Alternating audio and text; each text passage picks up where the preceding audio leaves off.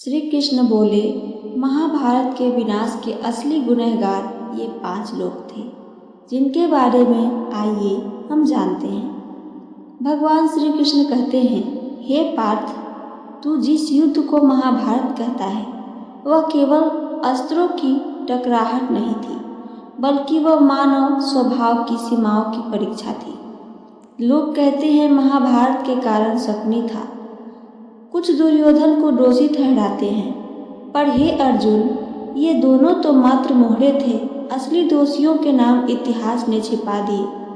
श्री कृष्ण के वाणी में आज मैं आप सबको बताऊंगी महाभारत के 5 असली दोषी कौन थे। पहला, भीष्म पितामह, प्रतिज्ञा के मोह में न्याय का गला घोटने वाले। हे पार्थ, तू जिनको गंगा पुत्र भीष्म कहकर सम्मान देता है, वही भीष्म जो सत्यानिष्ठा के प्रतीक माने जाते हैं, वही भीष्म इस युद्ध के पहले दोषी हैं। क्या तूने कभी विचार किया, जब द्रौपदी राजसभा में खींची जा रही थी, भीष्म वहां थे पर चुप थे। उनकी प्रतिज्ञा हस्तिनापुर की राजगद्दी की रक्षा करूंगा इतनी भारी पड़ गई थी कि स्त्री के सम्मान की रक्षा करना उन्हें मूर्खता लगने लगा। हे अर्जुन, प्रतिज्ञा तब तक धर्म है जब तक वह न्याय का साथ दे, और जब प्रतिज्ञा अन्याय का कवच बन जाए वह अधर्म बन जाती है। भीष्म अधर्म के मौन सहायक बन गए।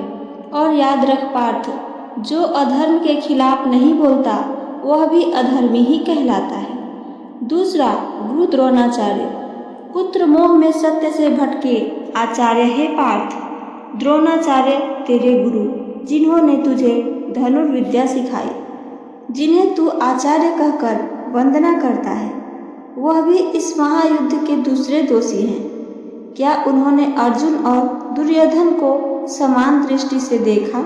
नहीं, वह तो पुत्र मोह में डूबे थे। अश्वत्थामा उनके प्राणों से भी प्रिय था, उनके लिए वह किसी भी सीमा को लांघ सकते थे। हे पार्थ, शिक्षक जब पक्षपात करता है तो वह ज्ञान का विनाश करता है। आचार्य ने न्याय नहीं बल्कि राज्य के लोभ और पुत्र के मोह को चुना था। उन्होंने उस राज्य के लिए अस्त्र उठाया जहां धर्म की हत्या हो रही थी। यही कारण है कि जब द्रुपद का अपमान हुआ, जब एकलव्य का अंगूठा काटा गया, तब भी द्रोण मौन रहे थे। एक ऐसा अपराध जो उन्हें भीष्म के समान दोषी बना गया था। तीसरा, धृतराष्ट्र, मोह से अंधे, न्याय से दूर। हे पार्थ, राजा वह होता है जो धर्म से बंधा हो, पर धृतराष्ट्र वह तो जन्म से ही अंधे थे। पर दुख की बात यह है कि उनका मन भी अंधा था। उन्होंने कभी न्याय का भार नहीं उठाया। उन्होंने हमेशा अपने पुत्र के अपराधों को अनदेखा किया। हे अर्जुन, जब कोई राजा पिता बन जाता है और धर्म से मुंह मोड़ लेता है, तब पूरा राज्य विनाश की ओर जाता है। धृतराष्ट्र ने दुर्योधन के हर षड्यंत्र को जाने अनजाने में स्वीकारा। वह जानते थे द्रौपदी का अपमान हो रहा है, राज्य लूटे जा रहे हैं, पर उन्होंने अपनी आंखें मूंद ली। धृतराष्ट्र मोह में डूबे उस राजा का प्रतीक है जिसने हस्तिनापुर को अंधकार में धकेल दिया था। चौथा, कर्ण, अधर्म के रथ पर सवार, दानवीर कहलाने की लालसा में डूबा। हे पार्थ, कर्ण सूर्यपुत्र, तू जिसे वीरता का आदर्श मानता है, वह भी इस युद्ध के दोषियों में शामिल है। कर्ण का जीवन दुखों से भरा था, पर क्या यह अधिकार देता है कि वह अधर्म का साथ दे? हे पार्थ, अपने अपमान का बदला किसी और के सम्मान को रौंद कर नहीं लिया जाता है। कर्ण ने द्रौपदी के चीरहरण में भाग लिया। उसने वेश्या कहकर उसका अपमान किया। क्या यही दानवीरता है? धर्म किसी को भी अधर्म करने की छूट नहीं देता है, न सूर्यपुत्र को न राधेय को। वह जानते थे कि दुर्योधन गलत है, फिर भी मित्रता की आड़ में उन्होंने धर्म का साथ छोड़ दिया था। मित्रता तभी तक धर्म है जब तक वह सत्य की रक्षा करे, अन्यथा वह पाप का साझेदार बन जाती है।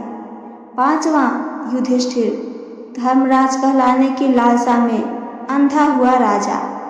हे पार्थ, अब बात उस व्यक्ति की है जिसे लोग धर्मराज कहते हैं। तेरे ज्येष्ठ भ्राता युधिष्ठिर, वह सत्यवादी थे, धर्म के मार्ग पर चलने वाले थे। पर हे पार्थ, कभी कभी अत्यधिक धर्म भी अधर्म बन जाता है।